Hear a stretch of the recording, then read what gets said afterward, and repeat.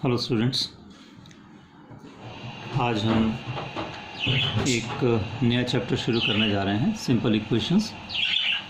Simple equation हम already class 6 में भी थोड़ा सा कर चुके हैं। थोड़ा हमने इक्वेशंस को डील करना सीखा था। इक्वेशन होती क्या है, उसके सॉल्यूशंस क्या होते हैं, कैसे उन्हें फाइंड आउट करते हैं, इसके ऊपर हमने थोड़ा काम क्लास 6 में किया था। जल्दी से उसे थोड़ा सा रिवाइज़ कर लेते हैं। जैसे सबसे पहली चीज़ वेरिएबल। वेरिएबल क्या होता है? वेरिएबल जैसा उसके नाम से ही क्लियर है, वेरी मतलब चेंज होना। वेरिएबल मतलब जिसकी वैल्यू फिक्स्ड नहीं है। अब जैसे मान लीजिए कोई कहे कि मेरी पॉकेट में कितने पैसे हैं, तो इसके आंसर एक नहीं हो सकता, क्योंकि किसी ने मेरी जेब खोल के नहीं देखी। 5 रुपये भी हो सकते हैं, 10 भी हो सकते हैं, 100 भी हो सकते हैं, कुछ भी नहीं हो सकता। तो वेरिएबल मीन्स एक ऐसी चीज़ जिसकी वैल्यू फिक्स्ड नहीं है, जो चेंज हो सकती है। जैसे एज, राम की एज कितनी, हमें क्या पता, तो वो कुछ भी हो सकती है। तो ऐसी चीज़ों को डिनोट करने के लिए हम वेरिएबल का यूज़ करते हैं। Variable means something that can change, vary, उसकी कुछ भी वैल्यू हो सकती है। It can take different values. आमतौर पर इसको दिखाने के लिए हम लेटर्स का यूज़ करते हैं, x y z t a b m, कुछ भी। ठीक है, तो ये चीज़ आपको 6th क्लास में बताई थी, फिर एक बार थोड़ी सी रिवाइज हो गई। एक्सप्रेशन लिखने के लिए हम वेरिएबल और कांस्टेंट का यूज़ करते हैं। ठीक है ना, जब भी एक्सप्रेशन लिखते हैं तो हम उसमें वेरिएबल लेते हैं और कांस्टेंट्स लेते हैं और फंडामेंटल ऑपरेशंस लेते हैं, addition, subtraction, multiplication, division, etcetera etcetera. जैसे 2x - 3, ये एक एक्सप्रेशन है, राइट। अब इक्वेशन क्या चीज़ हुई? Equation is a condition on variable. Variable के ऊपर जब कंडीशन लगा देते हैं, जैसे 2x - 3 एक एक्सप्रेशन है। अब मैं अगर कंडीशन लगा दूं कि इसकी वैल्यू 11 है, तो इक्वल टू 11 अगर मैं यहाँ पे ले लेता हूँ, तो फिर ये क्या बन जाएगी? इक्वेशन बन जाएगी। ठीक है ना।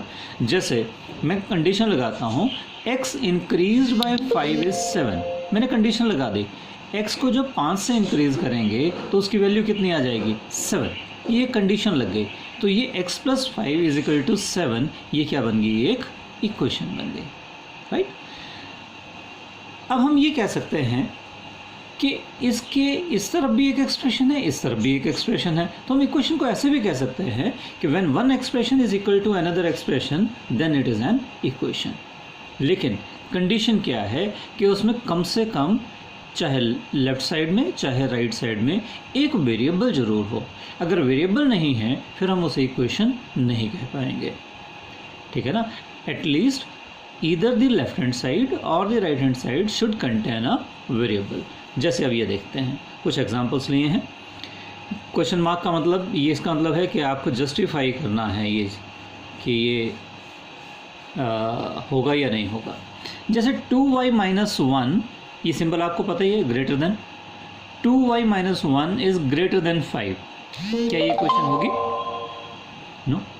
क्यों? इक्वल टू होना ज़रूरी है। इक्वेशन का मतलब इक्वल टू। ठीक है ना। तो क्योंकि यहाँ इक्वल टू नहीं है, इसका मतलब ये इक्वेशन नहीं है। सेकंड वाला देखते हैं, 5 × 3 + 1 = 16। क्या ये इक्वेशन है? ये भी नहीं है। क्यों? इसमें वेरिएबल नहीं है, ना इधर ना इधर। हालांकि 5 × 3 = 15, 15 + 1 16, 16 = 16 बराबर है, लेकिन ये इक्वेशन नहीं है क्योंकि इसमें वेरिएबल नहीं है। ये एक तरह से हमने इसको सिंप्लीफाई करके इसकी वैल्यू निकाल दी है, तो इसे इक्वेशन नहीं कहा जा सकता। 3x = 15, क्या ये इक्वेशन है? हाँ, ये इक्वेशन है। क्यों?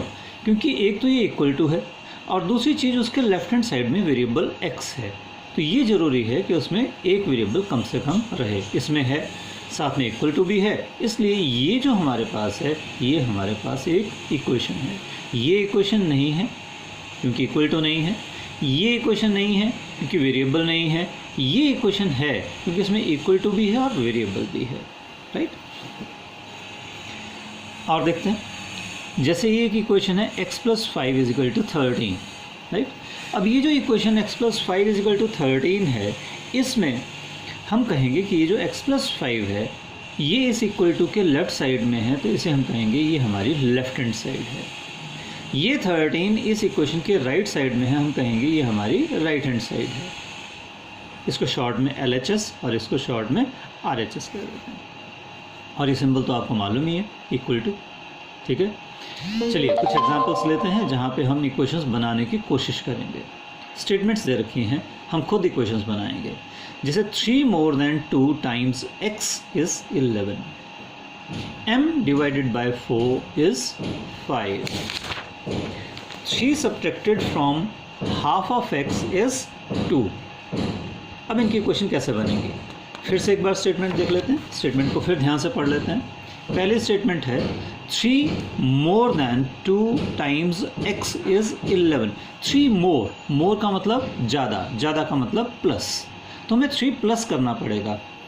देन 2 times x, किससे, x के 2 टाइम्स यानी डबल से, यानी ये हो गया 2x। तो अगर मैं 2x में 3 प्लस कर देता हूँ या 3 में 2x प्लस कर देता हूँ तो रिजल्ट कितना चाहिए, इज़ 11। ये मेरी इक्वेशन बन गई, राइट। जैसे ये आप देखें, ये बन गई आपकी इक्वेशन। 3 + 2x = 11। ऐसे भी कह सकते हैं, ऐसे भी कह सकते हैं 2x + 3 = 11, प्लस 4 में 5 करो या 5 में 4 करो, आंसर तो वही आना। तो इससे कोई फ़र्क नहीं पड़ेगा, चाहे मैं इसे 3 + 2x लिखूँ, चाहे 2x + 3 लिखूँ, राइट। सेकेंड वाला था m divided by 4 is 5। ये ध्यान रखना है कौन किससे डिवाइड हो रहा है।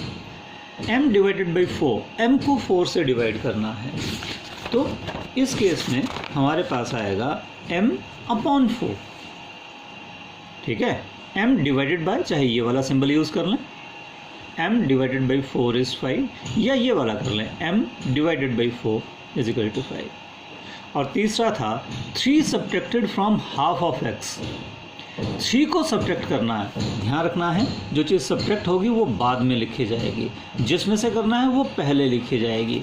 ये हमारी आमतौर पर सबसे बड़ी मिस्टेक हो जाती है, इसका ध्यान रखना है। 3 को सब्ट्रैक्ट करना है तो 3 बाद में लिखा जाएगा।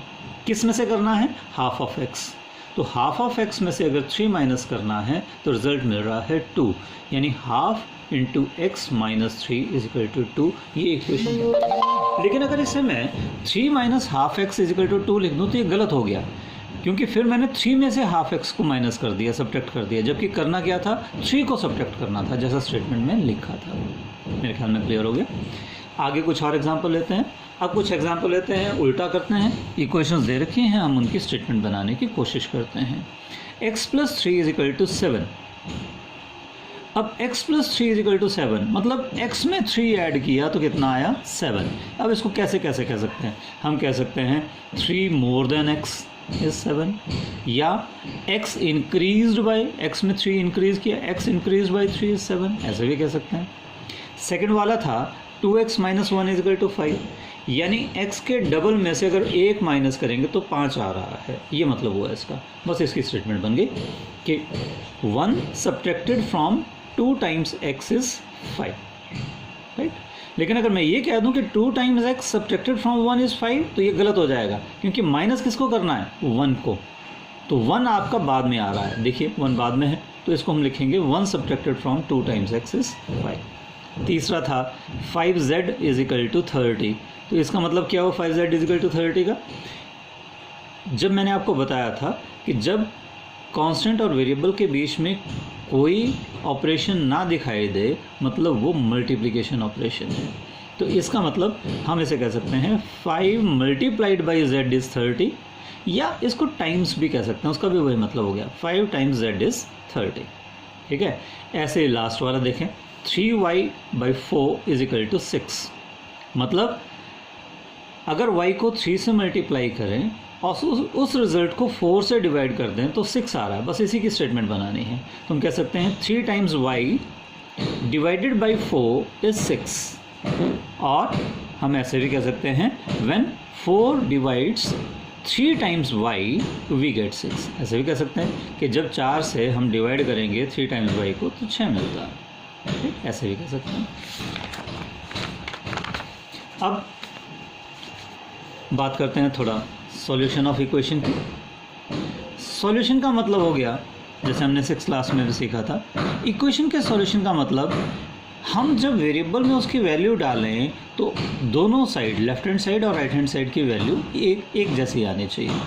अब जैसे मैं ये वाली इक्वेशन लेता हूँ 2x - 3 = 5। अब x की क्या वैल्यू दूँ जिससे ये दोनों साइड बराबर आ जाए। 2 दूँ तो 2 × 2 = 4, 4 - 3 1, 5 के बराबर नहीं होता तो 2 इसका सॉल्यूशन नहीं हुआ।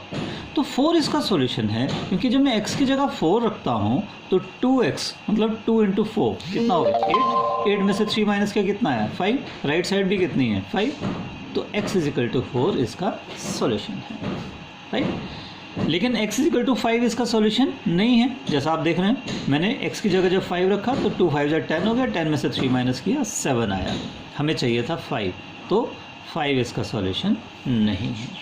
ये वाला जो सिंबल हम यूज़ करते हैं ना, ये इसको काट देते हैं बीच में से, इक्वल टू को काट दिया मतलब इक्वल टू नहीं है, नॉट इक्वल टू, इस सिंबल को हम रीड करते हैं नॉट इक्वल टू। और एग्जांपल देखते हैं, हमें एक इक्वेशन दे रखी है और कुछ नंबर्स दे रखे हैं, हमें बताना है कि वो उसका सॉल्यूशन है या नहीं है।